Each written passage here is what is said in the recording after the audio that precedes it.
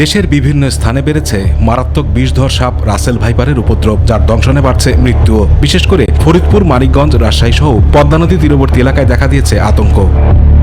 পদ্মা তীরবর্তী মানিকগঞ্জের হরিরামপুর উপজেলার চরে জেঁকে বসেছে রাসেল ভাইপারের আতঙ্ক। কেননা গত ৩ মাসে এই সাপের কামড়ে মারা গেছে ৫ জন। স্থানীয়রা পিটিয়ে মেরেছেন অন্তত ৩৫ থেকে ৪০টি সাপ।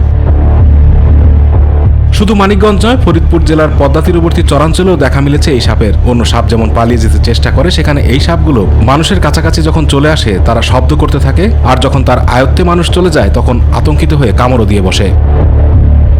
চিকিৎসকের মতে রাসেল ভাইপার কামড়ের দংশনের গড় ৭২ ঘন্টা বা ৩ দিন পরেও রোগীর মৃত্যু হতে পারে। বেশিরভাগ ক্ষেত্রে এই সময়সীমার মধ্যে অ্যান্টিভেনম প্রয়োগ করা জরুরি, ফলে আক্রান্ত ব্যক্তির জীবন বা অঙ্গ প্রত্যঙ্গ বেঁচে যায়। রাসেল ভাইপার সহ যে কোনো সাপ দংশন করলে শান্ত থেকে অতি দ্রুত চিকিৎসার ব্যবস্থা করতে হবে। ওঝার কাছে যাওয়া যাবে না। চিকিৎসকের পরামর্শে নির্দিষ্ট অ্যান্টিভেনম প্রয়োগ করতে হবে। শরীরের যে স্থানে সাপ কামড়েছে সেটি কম নড়াচড়া করতে হবে। ঘড়ি বা অলংকার পরে থাকলে তা খুলেও ফেলতে হবে। কাপড়ের গিঁট ঢিলা করতে হবে। সিনেমার মতো কোনোভাবেই কামড়ের স্থান থেকে চুষে বিষ বের করার চেষ্টা করা যাবে না।